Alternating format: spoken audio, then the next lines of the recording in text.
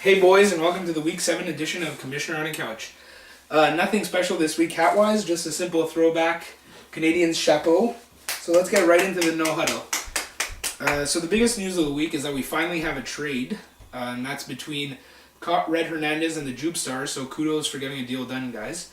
The Jupe Stars will be trading away wide receiver Josh Gordon for wide receiver Steve Smith and running back Darren Sproles.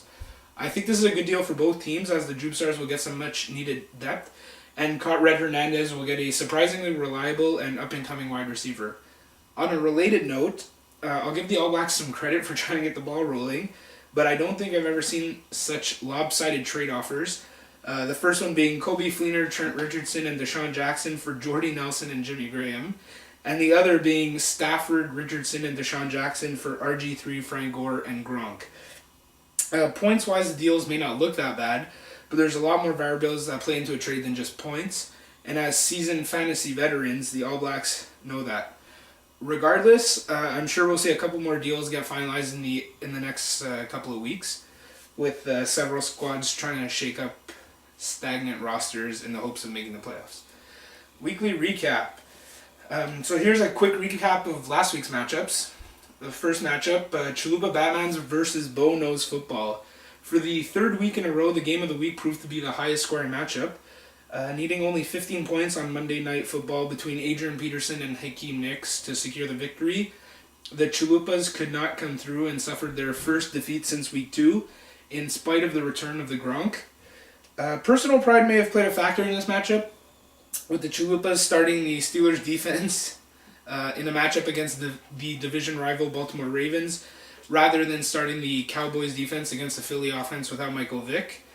This move ultimately cost them the W. Nonetheless, kudos to Bo for their fourth straight victory after an 0-3 start. They now find themselves in second place in the Jerome Bettis Conference, 2 games back of Red Hernandez. Jupe Stars versus the All Blacks. The fall of the Jupe Stars continued with a loss to the All Blacks, 113.19 to 82.80. Once again, aside from Aaron Rodgers and the San Francisco D, no one on the Jupe Stars roster could muster much in the way of solid production, not even Tony Gonzalez. Hopefully the recent trade for Sproles and Smith can inject some life into this team. Meanwhile, the All Blacks rebounded nicely from a loss last week to post their 4th victory of the season. While there were still several suspect performers on the roster, big days from Matt Stafford and AJ Green easily solidified the win. Red Hernandez versus points on points. Solid performances from points on points. Denver contingency of Peyton Manning, Julius Thomas, and Eric Decker were not enough to match the depth of the Hernandez roster in a Week 7 loss to the best team in the league. Hernandez had 7 players with over 10 points and survived the Jimmy Graham bye week unscathed with the help of Jordan Cameron's 11.5 points. Now 6-1, I think Hernandez is 2 or 3 wins away from securing a playoff berth. Meanwhile, points on points falls below 500 despite having the second most points for in the league.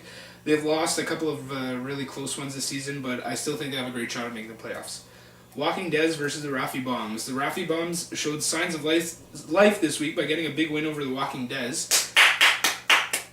who is coming off 2 straight victories thanks to the 2 Mats, Forte and Ryan. The win comes despite the Bombs leaving Vincent Jackson and Jaquise Rogers on the bench, who put up over 25 and 18 points respectively. It also ends a 3-game skid for the Raffy Bombs and keeps them in contention for the lead in the Franco-Harris Conference. As for the Walking Des, the glory of 2 straight wins have come to an abrupt halt. While Des has great running backs, even more so with the emergence of Dallas running back Joseph Randle because of an injury to DeMarco Murray, it may be time to admit that Larry Fitz is no longer a must-start wide receiver. My advice, make a move, kid, because your season is slipping away faster than Des Bryant after beating up his mother. Val Venus versus my password is Taco. Taco picked up a huge win this week to close the gap on Val Venus in the Franco-Harris Conference, and even both teams' records at 4-3. Andrew Luck let Peyton Manning know he was unquestionably the new sheriff in town by scoring 4 touchdowns, 3 passing and 1 rushing. And Harry Douglas stepped up in a big way for the Falcons with 150 yards and a TD to lead Taco past Val Venus and into 6th place overall in the league. Val Venus still has some good talent on their roster, but injuries and inconsistency could see them relinquish the conference lead within the next few weeks. Now let's take a look ahead. So, what better way to follow up a 5-0 week than with an 0-5 week, which is exactly what happened. So that brings my season total to 9-11, and it just goes to show you that I know absolutely nothing about predicting winners. Well, but without further ado, let's get into this week's matchups. Chalupa Batmans versus the Raffy Bombs. Both these teams will have some bye issues this week, but I think it's safe to say that the Raffy Bombs will be much more affected with 4 regular starters missing action. Most of these players can be replaced by viable starters like Vincent Jackson and Jacquees Rogers, but the Bombs will have to look for a defense to fill in for the Ravens. As for the Chalupas, consummate pros Andre Johnson and Antonio Gates will sit out this week due to byes, and will be replaced by hit-or-miss players like Stevie Johnson, Jeremy Curley.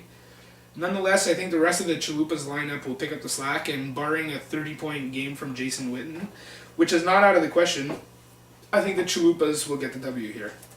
Caught Red Hernandez versus the All Blacks.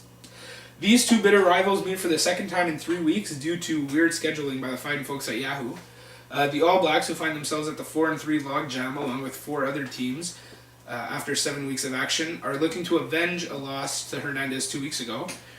After trying to fleece 2 separate managers with god-awful trade offers, the All Blacks picked up rookie African-American tight end Jordan Reed to fill a hole that Caucasian tight end Kobe Fleener could not satisfy. Meanwhile, Hernandez pulled off a little 2-for-1 trade for problem child Josh Gordon so that he could sneakily pick up Andre Brown on the waiver wire. Gordon could be an elite wide receiver if he gets his head out of his ass, so we'll see how this one works out for Hernandez. Wrapping it up, round 1 went to Caught Red Hernandez, but I think round 2 will go to the All Blacks. Side note, both these teams have defenses that should put up monster numbers this week. Walking Dead versus Val Venus. The Walking Dead may be 2-5, but they are still only 2 games off the conference lead in a weak Franco Harris conference. This is a big game for both teams. Val Venus can widen the gap on Dez and essentially knock them out of the playoff picture, while Dez can make this conference even more of a dogfight by getting the victory. It's going to be a tall task for Val Venus to win this one, though, because his 2 best running backs, Ryan Matthews and Arian Foster, are on bye. Their replacements, Bilal Powell and Brandon Jacobs, won't provide very much relief. For the Walking Dead, no one of note is missing action, which means Colin Kaepernick, Menegedez, Jamal Charles, and Eddie Lacy should lead their team to the 3rd win of the season. Points on points versus my password is Taco. Both these teams have key players on bye weeks, Andrew Luck and Brandon Marshall for Taco, Ray Rice and Torrey Smith for points. I'm picking points on points to win this one because I think the missing players for Taco are a lot more important than the ones for points on points. The Denver trio, along with Alfred Morris and Gio Bernard, are still in the lineup, and that is where most of points on points have been coming from. Andy Dalton and Andre Ellington won't be able to fill the shoes of Luck and Marshall, so points on points should get the win here. And finally, the game of the week, the Jube Stars versus Bo Knows Football. So the game of the week this week features 2 teams headed in very opposite directions. On one side, we have the Jube Stars, who are in last place with a 1-6 record. On the other hand, we have Bo Knows Football riding a 4-game winning streak and plenty of momentum.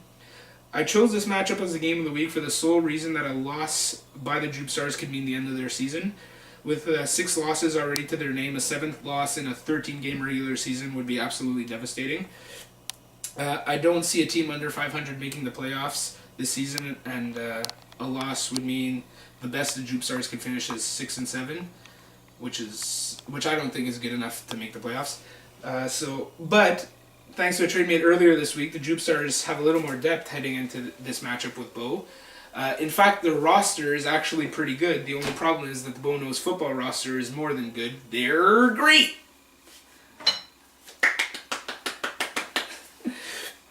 If last week's performance is any indication and Le'Veon Bell is starting to come around for the Steelers, then the Bo roster will be even more dangerous.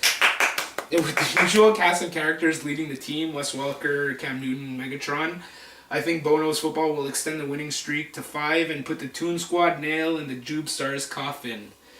That's the way I see it all shaping up for this week, boys, and welcome back to BBM, all you traders. That's it. Have a good one.